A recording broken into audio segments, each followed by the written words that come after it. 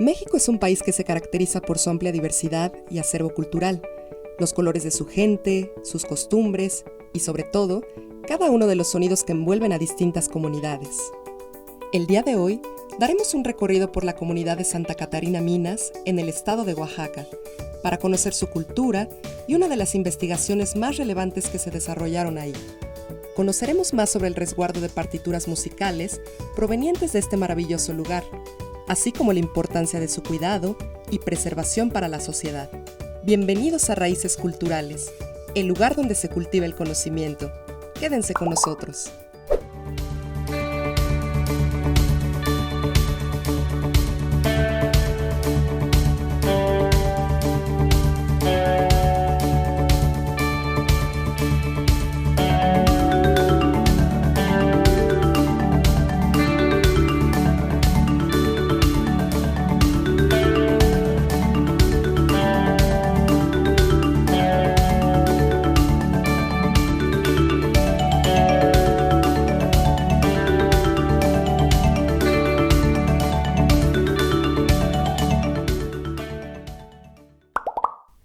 ¿Qué es la etnomusicología? El estudio de la música es una disciplina que desde hace muchísimos años se ha esforzado por tratar de analizar los fenómenos relacionados en sus bases físicas, históricas y sobre todo la relación directa que tiene con el ser humano y con la sociedad respectivamente. La etnomusicología se dirige a esta última división, la antropología de la música y su contexto cultural. Los orígenes de esta disciplina datan de finales del siglo XIX hasta la actualidad. Se ha convertido en una red mundial en donde diferentes regiones y naciones asientan sus propias historias, campos, métodos y terminologías.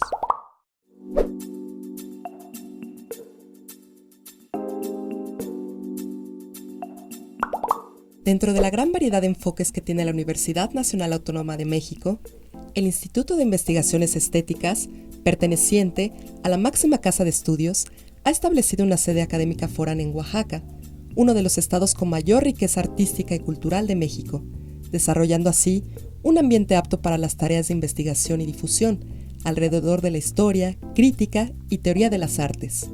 La historia del instituto inició hace 2 décadas, cuando investigadores de la Ciudad de México comenzaron a trabajar en proyectos relacionados al estado, y a partir de ahí tomaron la iniciativa para formar un espacio de trabajo y desarrollo, haciendo cada vez más frecuente las labores académicas en Oaxaca, debido a su riqueza e importancia cultural. En la actualidad, el instituto ha orientado sus proyectos a darle seguimiento al arte virreinal en México y cómo éste ha extendido su alcance hasta Sudamérica, así como el arte rupestre e incluso el arte moderno en diferentes regiones de la República Mexicana. El instituto también aporta sus puntos de vista y conocimientos a través de la participación de su plantilla de investigadores en diversos foros, iniciando su vinculación con instancias afines para proponer soluciones a las diferentes problemáticas a nivel local, regional y nacional. Varios investigadores de la Ciudad de México empezaron a trabajar proyectos relacionados con el Estado y hace aproximadamente 18 años llegaron gracias a la iniciativa del maestro Rodolfo Morales y de la Fundación Harpelú, y gracias a ellos se empezó a hacer una labor académica cada vez más frecuente en el Estado. La labor es tener un instituto que sea descentralizado de la Ciudad de México y que los investigadores puedan tener un espacio y un centro de trabajo en el sureste mexicano, donde hay tanta riqueza de arte, de piezas que forman parte del patrimonio cultural de la humanidad, y enriquecerse de los archivos y de las obras de arte existentes en este estado y en la región. El acervo de la biblioteca en el 2007, que fue cuando dio inicio con el material de la doctora Beatriz de la Fuente, ascendía más o menos a 5,000 ejemplares, entre publicaciones periódicas y también y libros. Básicamente todo es de humanidades, del área de humanidades, pero pueden encontrar desde filosofía, historia universal, economía, psicología, educación, pero básicamente está enfocado hacia el arte prehispánico, historia del arte en general y también un buen acervo de literatura. Son 7 los investigadores que trabajan aquí en el Centro de Extensión Oaxaca. Cada uno trabaja proyectos diferentes, tanto de Oaxaca como de otras regiones. Inicié con piano, pero tenía algunos amigos en la propia facultad que estaban en la carrera de etnomusicología, entonces me comentaban sobre pues, las asignaturas que llevaban y pues hice algo un poco inusual, entonces pedí mi cambio de piano a etnomusicología, ¿no? Y en ese momento también coincide porque yo estaba incursionando en el estudio de los instrumentos musicales prehispánicos, ¿no? Entonces también como que varios factores coincidieron, entonces fue que me decidí por la etnomusicología. Después hice la maestría en antropología social en el CIESAS de la Unidad Oaxaca. Trabajé una temática más o menos similar a la que ya había desarrollado en la licenciatura. Sigo todavía con esos intereses hacia temas de música y arqueología, pero ahora con otras temáticas, abarcando otros periodos. En particular del Archivo Musical de Santa Catarina Minas. Lo hice porque, bueno, surgió una oportunidad de trabajo. Había que desarrollar un proyecto para el área de arte moderno, que en el instituto se considera pues, toda aquella producción artística de siglo XIX y toda la parte del XX. Ya tenía yo conocimiento de del archivo musical de aquí y dije, bueno, pues creo que el tema es pertinente y fue así que desarrollé el proyecto, ¿no? Al sur del centro de Oaxaca se encuentra Santa Catarina Minas, un pueblo que debe su nombre a la explotación minera de sus cercanías y en honor a Santa Catarina de Alejandría. Aunque hoy en día los pueblerinos ya no se dedican a esta labor, Santa Catarina Minas actualmente destaca por ser un pueblo mezcalero, considerado incluso como la cuna del mezcal de Oaxaca, y teniendo la marca Mezcal Real Minero como uno de sus mayores representantes y distribuidores a nivel mundial. Sin embargo, Santa Catarina guarda con especial cariño un tesoro sin igual en la región, vestigios de instrumentos y partituras con más de 100 años de antigüedad, los cuales abren la puerta a redescubrir la música y parte de la historia del pueblo. El doctor Gonzalo Sánchez, junto con Leonel Ríos, regidor de educación de la comunidad, nos comparten cómo se descubrió un valioso acervo musical para el pueblo mismo y la historia de Oaxaca. Joven Gonzalo se acercó con nosotros aproximadamente hace 2 años con la intención de hacer el archivo musical, de renovarlo, y pues se le dio la oportunidad, ya nos entregó las partituras en un nuevo diseño. Si bien la comunidad ya la conocíamos, pero no teníamos conocimiento del archivo, en aquel momento vinieron aquí a la comunidad otros amigos que colaboraban en el proyecto de etnografía de las culturas musicales, un proyecto de CIESAS del doctor Sergio Navarrete, y a ellos fueron los que les mostraron los materiales. Ellos estuvieron varios días haciendo documentación de las prácticas musicales que hay aquí en la comunidad y pues en una de esas visitas les mostraron el archivo. Posteriormente, en otra segunda etapa, en donde bueno, yo participé, aunque de forma mínima, se hizo ya la catalogación de la organización de los documentos, ¿no? Y pues el proyecto en ese momento bueno, se quedó solamente en ese nivel de catalogación porque se incluían otros archivos. Pero había la inquietud de decir, bueno, ¿qué hacemos con ese archivo de Santa Catarina Minas? Vemos que sí hay algunas piezas que podrían ser transcritas y que se podían volver a montar. Entonces coincide con mi ingreso al instituto. Entonces dije, bueno, pues ese proyecto lo podemos llevar a cabo ahora con la UNAM, ¿no? Los documentos fueron clasificados en 2 diferentes repertorios. El religioso comprende obras que se tocaban durante la liturgia, entre ellos misas, misereres y piezas para cuando una persona moría, mientras que el profano incluye en su repertorio marchas, pasodobles, mazurcas, chotis, negros danzones, valses, boleros, sones, entre otros. Este repertorio actualmente ya no se conoce y ya no se toca. Hay ocasiones en que se tiene casi completo el número de hojas de partitura que conformaban la obra y en otras solo fragmentos que correspondían, por ejemplo, al trombón, la tuba u otros. En el archivo musical de Santa Catarina Minas podemos encontrar principalmente piezas que fueron escritas para la dotación de bandas de viento, pero también hay algunos documentos para algunas partituras para orquesta. Pensamos que son agrupaciones más o menos similares como orquestas de cámara, ¿no? Que por otra referencia sabemos que sí existían en Oaxaca, o sea que estaban a la par de las bandas, pero pues bueno, actualmente las bandas son las que sobresalen, ¿no? Las que destacan. Y las partituras siguen intactas. Es como una joya de la cultura de nuestro pueblo, pues. En ese tiempo la banda se componía por el municipio. El municipio los proveía de los instrumentos. No, de ese tipo de música, de las partituras que tenemos acá, ya nadie la toca. Es complicado, es muy complicado. Incluso ni los maestros pueden descifrarla como tal, pues. La gran complejidad de cada una de estas partituras y la diferencia de materiales utilizados para crear este tipo de instrumentos generó el interés por reinterpretarlos y crear en este proyecto de investigación un libro donde se escriba el contenido de todo este archivo.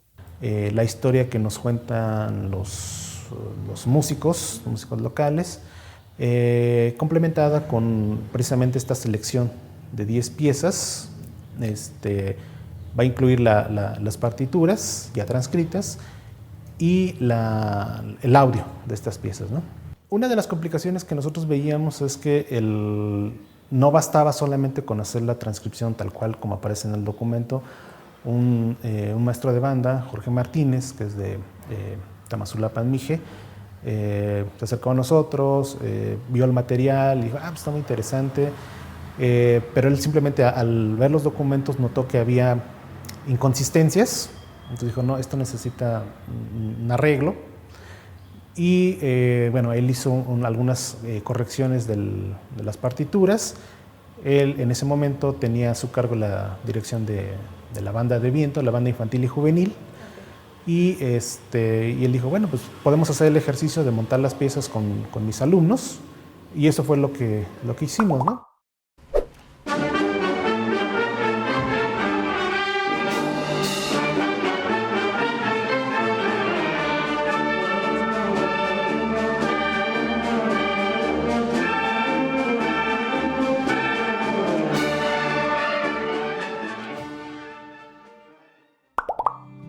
Los instrumentos que se pudieron rescatar actualmente están salvaguardados en la bodega que es parte del municipio.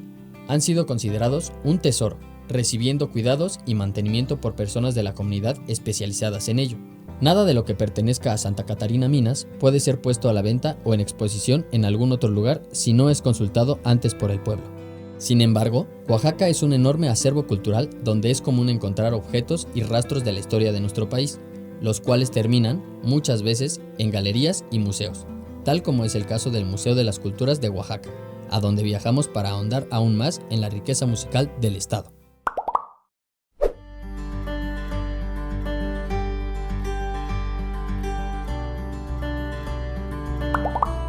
El Museo de las Culturas de Oaxaca tiene como antecedente diferentes nombres y sedes por las que se trasladó a lo largo del tiempo hasta llegar a su actual locación, el claustro del exconvento de Santo Domingo de Guzmán, en agosto de 1972. Esta nueva sede fue restaurada y acondicionada para albergar la exposición que contaba con piezas de minería e historia natural, así como diferentes hallazgos y adquisiciones de bastante importancia cultural. Actualmente, el museo se constituye como el espacio cultural más importante del estado de Oaxaca. Su colección abarca objetos de las épocas prehistórica a contemporánea. La misión del Museo de las Culturas es la de resguardar, conservar, investigar y difundir el patrimonio cultural mueble del estado de Oaxaca. La exposición Heterofonías del Pasado en la colección Samuel Martí surge a raíz de una inquietud mía de dar a conocer una colección de instrumentos musicales que pertenecieron al etnomusicólogo Samuel Martí y que fueron donadas por su viuda al museo en el 1976 y que, bueno, habían quedado en bodega aproximadamente unos 30 años guardados. Ya se habían hecho gestiones anteriormente y hasta mayo de este año es que se pudieron exhibir, ¿no? Y la idea de la exposición era no solamente mostrar los instrumentos musicales de la colección, sino también contextualizar el quehacer de investigación etnomusicológica de Samuel Martí, ¿no? Con ejemplos de algunas publicaciones principales, grabaciones de campo que él hizo en comunidades no solo de México, sino a nivel Latinoamérica. El instituto colaboró con el INAH, sobre todo en recursos financieros para el montaje de la exposición, es decir, recursos para pintura para las mamparas, el material gráfico, los capelos, en fin, o sea, más por la parte museográfica, ¿no? Y bueno, yo soy investigador del instituto, yo me encargué de la curaduría y elaboración de textos. La idea era proponer una curaduría acorde a los espacios del museo con una temática atractiva y pues quizá destacar que para ello tuve oportunidad de hacer grabación con los instrumentos que están exhibidos, y es el entorno sonoro que se escucha en la sala, ¿no? Entonces, fue una solución que tomé en vista de que ya no fue posible tener como un dispositivo donde cada quien escuchara instrumento por instrumento. Entonces decimos, bueno, mejor hacemos una sonorización y que quede más bien como una imagen global, ¿no? de las texturas, sonidos, etcétera, de los instrumentos que están ahí en la exposición.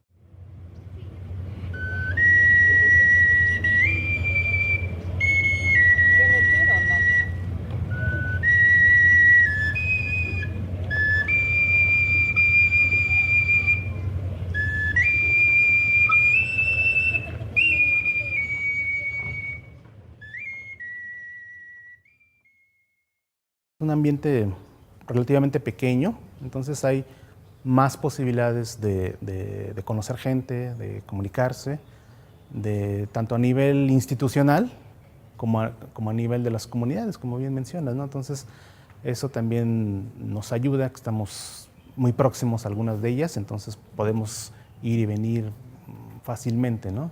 Por un lado, cosas más históricas, más recientes, ¿no? Del periodo moderno, lo que vimos en Santa Catarina, Minas, pero por otro lado también siempre me ha llamado la atención esta conjunción de la música con la antropología, con la arqueología en particular, ¿no? La etnomusicología abarca pues, temáticas muy amplias, muy diversas, y en el caso de la exposición, pues más bien por el centro de trabajo donde estoy, que se dedica a la historia del arte, los historiadores del arte curan exposiciones, hacen catálogos, ¿no? Entonces, digamos, se conjugan estas dos disciplinas y eso también me permite tener un abanico de posibilidades en donde veo los archivos musicales, veo esta colección de instrumentos arqueológicos, pero también puedo enfocarme, por ejemplo, en la fotografía, ¿no? Relacionada con la música, es decir, cómo la fotografía nos puede dar información sobre ocasiones musicales, instrumentos, dotaciones, contexto, en fin. Entonces, música e historia del arte pues van como en caminos paralelos, se juntan, ¿no? Y a raíz de eso pues surgen este tipo de resultados, ¿no?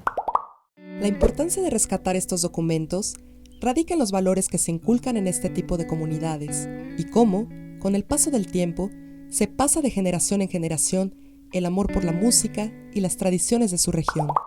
Sería muy importante para nosotros como comunidad rescatar parte de nuestra historia, pues. Que ya no hay quien nos toque, es normal. ¿Por qué? Porque ya a los jóvenes no les interesa esto. Ellos ven la música, ya lo ven como un negocio, ya no como algo antes que se ponía aquí en la iglesia a tocar los domingos. Ahora ya no, ya es más negocio, pues ya lo ven como una forma de vida. Para nosotros como comunidad sería algo muy bonito, porque sería como algo nuestro, pues, como revivir algo que tal vez nosotros ni conocemos, porque estamos hablando de 100 años atrás.